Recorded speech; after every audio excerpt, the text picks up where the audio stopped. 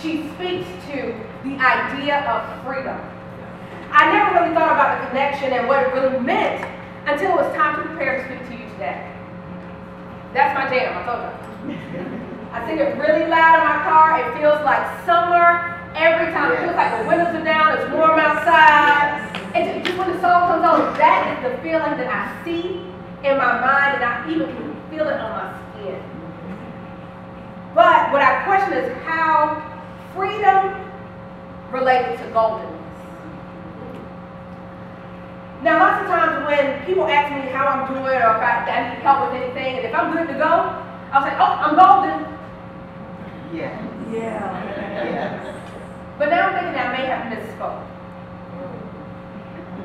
I did some research because I'm an educator. I'm supposed to research before I talk to anybody. So I did some research and I realized that unless I am free in that moment, then I'm not truly golden.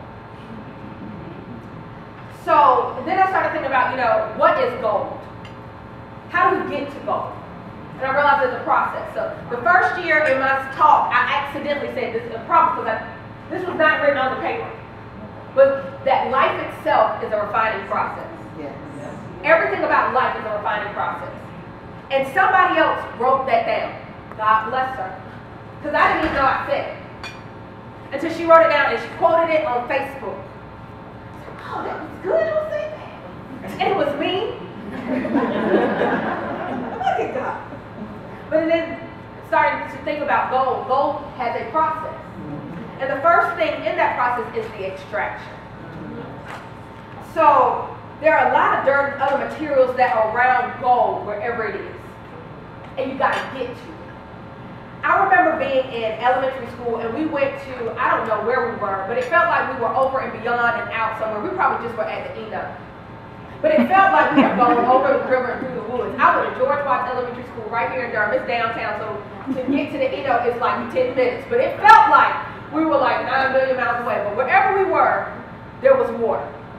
And they would give you these pans, and you would go, and there would be like a little strip table, and then water would be rushing through it. And you would, ooh, you feel like you're doing something. You get your plate or your pan or your little sifting thing, and you put it in there, and you go,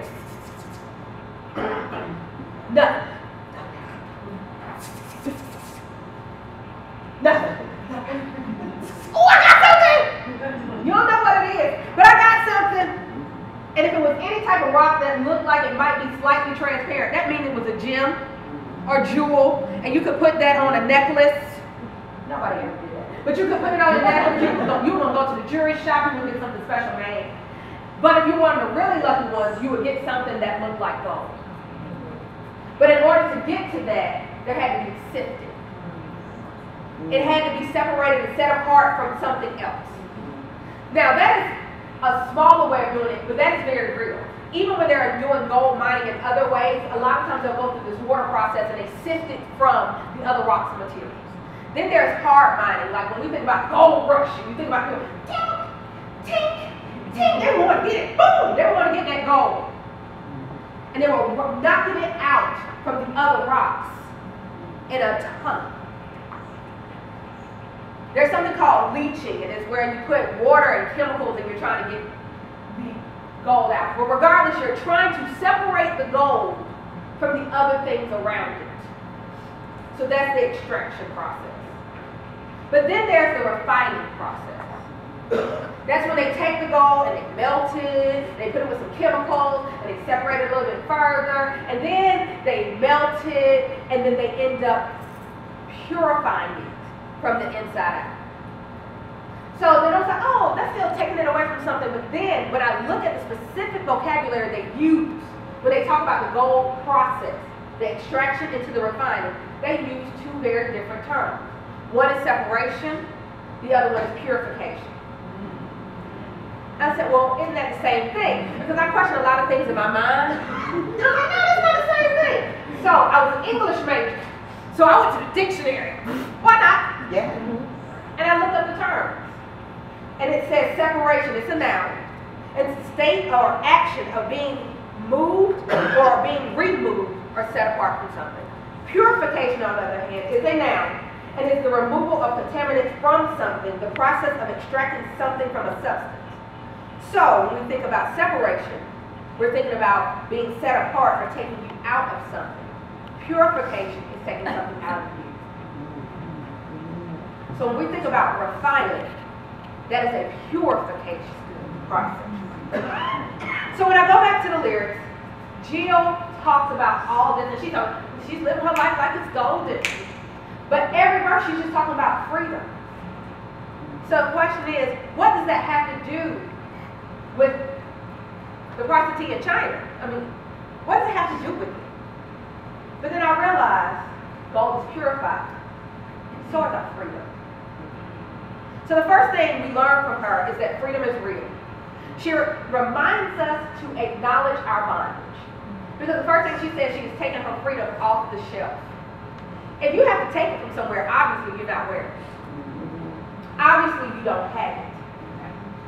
But you have to acknowledge that you don't, because you won't go get it. That's right. If you don't know you don't have it. So if you're not free, then you're bonded. So you got to get out of your bondage. She states that while she's getting it off the shelf, she wants to wear it. We have to wear our freedom. We have to put it on. But first we have to figure out what we're bonded to so that we know what to take off. Because you don't want to have a whole bunch of stuff on. You're not going to get anywhere. So the question is, what are you bonded to? One thing that a lot of people are bonded to nowadays, especially my 19-year-old son, whose thumbs I think are going to fall off, are our cell phones. We miss so many things and so many moments because we're so in this. Right. Oh, I just need to check on my kids. Oh, I just want to look at someone on the internet. Oh, I saw that YouTube clip. I want to make sure I save that and tag it on the Facebook page. I want to watch it later. But in that moment, you are missing something. Yes. You're missing something.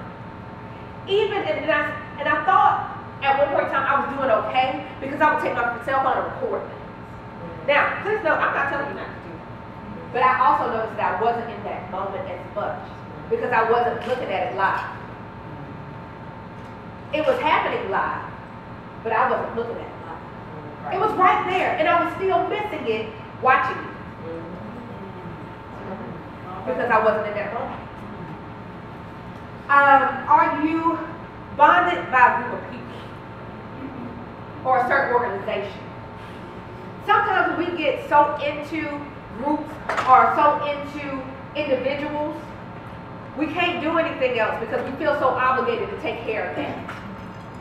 Should you really? That should not be your top priority. And if it stops you from doing something else that can get you to a new place, what are you doing wrong? Are you bonded to your thoughts about yourself, your looks, your abilities, your aptitude? Are you limiting yourself from your full potential? Are you so, oh, that's me. Girl, I'm doing me. That is me. That's how I do. But do you have to?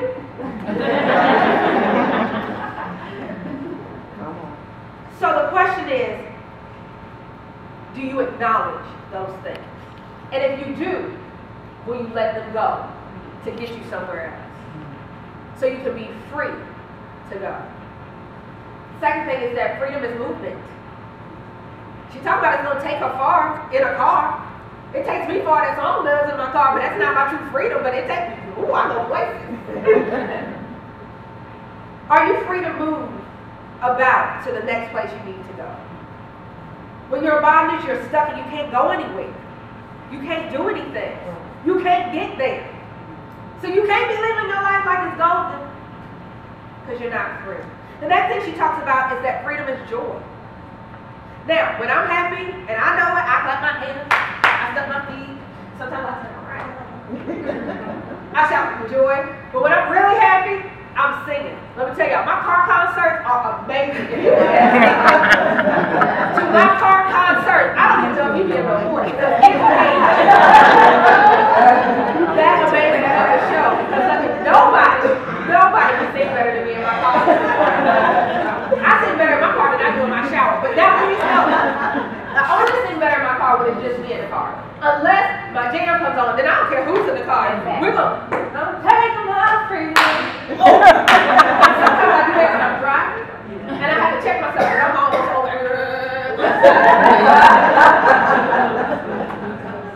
But I couldn't have that kind of joy. And I just told y'all, I don't sing the same way when the other people in the car. Why am I not free to sing in the car? When they're in the car, I think it's because I'm really giving them a free car concert. Let me think about that. Because they need to pay for that ticket. But if you're timid or not confident, you're not walking in your freedom. You have got to have the fullness of that joy to have your true freedom. And finally, freedom is your godly birthright. Yes. God gave us free will. Start there. You're free. The day you were born, you were given that free will. You can do whatever you want to do. But like I told my real children, like the ones I birthed and the ones that I didn't, the two that I didn't birth that live with me that I own them. But I told every student I ever had, I probably told my staff members this too. You can do whatever you want to do, but there's a consequence for every single action. It can be a positive consequence, it can be a negative consequence. There's going to be a consequence, but you can do whatever you want to do. You can come in late if you want to.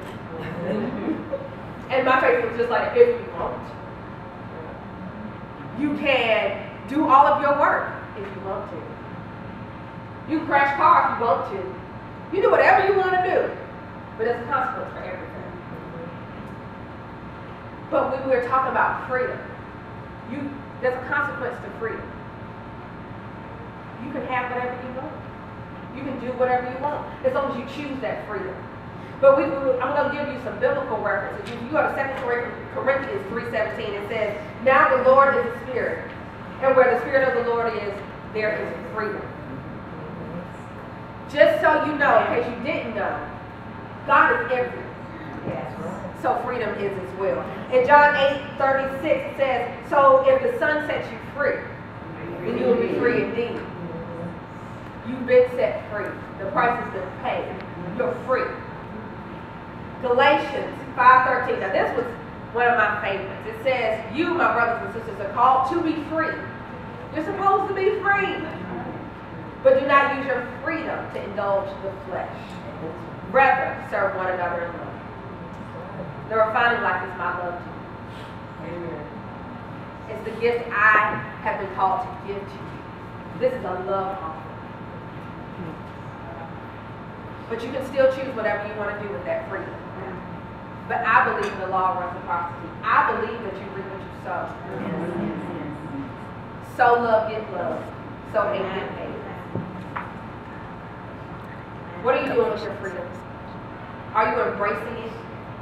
Have you hugged that freedom? Or is it still up on the shelf? Have you allowed yourself to go through the processes of separation and purification so that you can experience your own true freedom apart from those things that have been keeping you from being really, purely you? Do you know you? Have you met you? If you have no clue, if you're still finding you, honey, I don't know if you're free to be you yet. Because you are you. You woke up, you were you. Know that to take freedom off the shelf and to truly embrace it, you must first free your mind. So a wonderful group way back in the day, not way back in the day, come on now. Imbo. And they sang a whole song, "Free your mind, and the rest will follow." That's not just words, it will. Free your mind, and the rest will follow. So today I charge you to dig in. Dig in. Every single breakout presenter is here to give you something else to free your mind. Take the moment right now to choose to get your gold.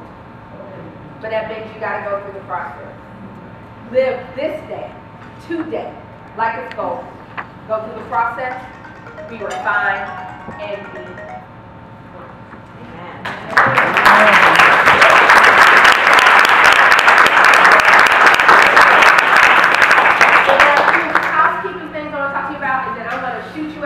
We're going to adjust our time just a little bit because we got started just a little bit late. First, if you're going to post anything on social media, and I do encourage you to post on